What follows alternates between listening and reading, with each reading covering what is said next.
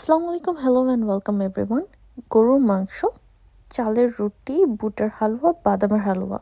It's like childhood শবে বরাত served in one plate. Since Farhana's narrative fusion is a corner যেখানে আমি আমার ছোটোখাটো বিষয় শেয়ার করে থাকি, সো আজকে আমরা শেয়ার করব শবে বরাতের ছোটোবেলায় কিভাবে আমরা বিভিন্ন ধরনের হালুয়া, রুটি এসব বানাতাম। তো আজকে আমরা বানাবো বাদামের হালুয়া। এটা দেখতে যতটা সুন্দর, খেতেও ততটাই আমি। আর এটা বানানো খুব একটা কঠিন কাজ নয়। তাহলে চলুন দেখে নিই কীভাবে বানানো যায়।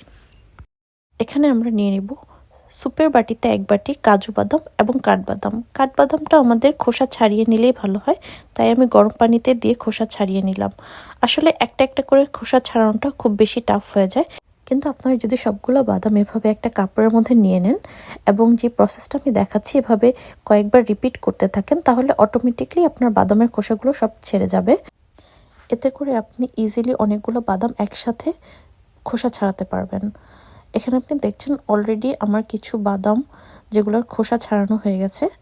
এখানে আমি আমার বাদামগুলো আলাদা করে একটা বাটিতে নিয়ে নিলাম, আর ওই বাটিটাতে আমি টিস্যু পেপার দিয়ে দিয়েছি যাতে আমার বাদামে কোনো এক্সেস পানিটা না থাকে, কারণ আমি এখানে বাদামটা ড্রাই চাচ্ছি, কারণ বাদামটা ড্রাই হলে আমার পাউডার বানাতে সুবিধা হবে। তাই এখন আমি সেম রেশিওতে কাঠবাদাম এবং কাজু বাদাম 1 বাটি করে নিয়ে নিলাম অ্যান্ড এটাকে পাউডার বানিয়ে নিলাম।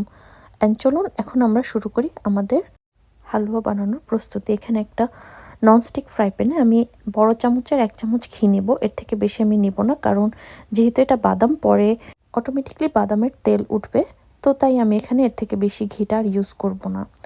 ঘিটা গরম হতে হতে আমরা জেনে নিই এখানে আমাদের কি লাগবে। 1 কাপ মাওয়া, 1 কাপ মিল্ক, আর হচ্ছে আমাদের ওই গুঁড়ো গুঁড়ো বাদাম, আর স্বাদ মতো চিনি।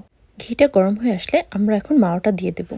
মাওয়াটা এখানে আমি সম্পূর্ণটা নেব না, আমি এখানে অল্প একটু মাওয়া রেখে দেব পরে ডেকোরেশনের জন্য। আর হ্যাঁ, মাওয়াটাও আমি নিজেই ঘরে বানিয়েছি খুব সহজেই। মাওয়ার রেসিপির লিঙ্কটাও আমি খুব শীঘ্রই দিয়ে দেব। এখন আমি মাওয়া আর 1 কাপ দুধ দিয়ে দিচ্ছি এখানে। এখন এটা আমি এভাবে নাড়তে থাকবো যতক্ষণ পর্যন্ত মিক্স না হয়ে যাচ্ছে। এটাকে এখন আমার ভালোভাবে নাড়তে হবে যাতে সম্পূর্ণ জিনিসটা একসাথে মিক্স হয়ে যায়। মাওয়াটা কিন্তু আমি খুব বেশি আগে বানাইনি, হালুয়ার প্যানটাতেই আমি কিছুক্ষণ আগে এই মাওয়াটা ফ্রেশ বানিয়ে নিয়েছি।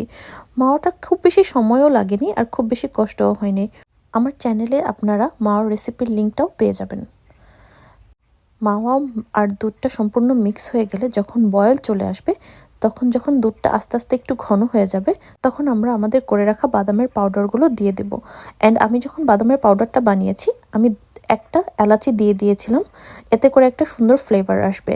আর হ্যাঁ, আমি বাদামটা ইচ্ছে করে ড্রাই ব্লেন্ড করেছি যাতে বাদামের একটা টেক্সচার, বাদামের হালুয়াটা যখন রেডি হয়ে যাবে তখন ওইটা দেখতেও সুন্দর লাগবে এবং ওইটা খাওয়ার সময় মুখে লাগলেও ভালো লাগে। এখন সম্পূর্ণ বাদামের পাউডারগুলো আমরা দিয়ে দেব অ্যান্ড আস্তে আস্তে নাড়াচাড়া করতে থাকবো। যখন সবটুকু একসাথে মিক্স হয়ে যাবে তখন দেখবেন জিনিসটা আস্তে আস্তে একটু উপর থেকে তেল একটা ভাব চলে আসবে, কিন্তু ওইটার আগে আমাদের এখন ভালোভাবে এখানে মিক্স করে নিতে হবে। এখন আমাদের অনেক ভালোভাবে জিনিসটাকে বারবার নাড়াচাড়া করতে হবে, তা না হলে নিচে পোড়া লাগার একটা সম্ভাবনা থেকে যায়। অ্যান্ড জিনিসটা যখন আস্তে আস্তে খুব ভালোভাবে মিক্স হয়ে যাবে আপনি দেখলেই বুঝতে পারবেন। যখন আপনি দেখবেন বাদামটাতে আস্তে আস্তে তেল উপরে ভাবটা চলে আসছে, তখন আমরা চিনি দিয়ে নেব।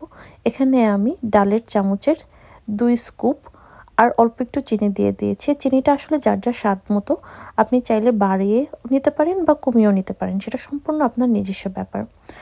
তো এখানে আমি চিনিটা ভালোভাবে মিক্স করে নেব, কারণ চিনিটা মিক্স করার পর চিনিটার একটা পানি চলে আসে, সো এই জন্য এখন আমাদের ভালোভাবে আবার মিক্স করতে হবে। আর যতক্ষণ পর্যন্ত পানিটা না শুকায় ততক্ষণ পর্যন্ত আমাদের খুব ভালোভাবে নাড়তে হবে। এভাবে আপনি দেখবেন একটা সময় যে উপরে ঘি অটোমেটিকলি চলে আসছে অ্যান্ড তেলটা অটোমেটিকলি উপরে উঠে যাচ্ছে। যখন এভাবে তেলটা ছেড়ে দেবে তখন এটাকে আমরা নামিয়ে সার্ভ করব। আর রেখে দেওয়া মাওয়াটা এভাবে উপরে সুন্দরভাবে ডেকোরেশন করে দেব। আই হোপ আপনারা সবাই ট্রাই করবেন এবং অবশ্যই আমাদের জানাবেন কেমন লাগলো। ফারহানাস ন্যারেটিভ ফিউশনটা ছিল আমার ছোট্ট একটা কর্নার যেখানে আমি আমার সব ভালো লাগা খারাপ লাগা আপনাদের সাথে শেয়ার করব। আমি জানি আমি অনেক ইনঅ্যাক্টিভ, আপনারা যদি পাশে থাকেন এবং আপনারা চান তাহলে আমি আবার আপনাদের সাথে এখন থেকে আমি নিয়মিত অ্যাক্টিভ থাকার চেষ্টা করব। অ্যান্ড অবশ্যই আমাকে জানাবেন আপনারা কি এই হালুয়াটা ট্রাই করেছেন, আপনাদের কার কেমন লাগলো, বা আপনাদের যদি কোনো টিপস থাকে বা কোনো সাজেশন থাকে প্লিজ আমাকে জানাবেন। আজ এ পর্যন্তই, আপনারা ভালো থাকবেন and thank you for watching. Please don't forget to share, subscribe and like and please do comment. Thank you so much.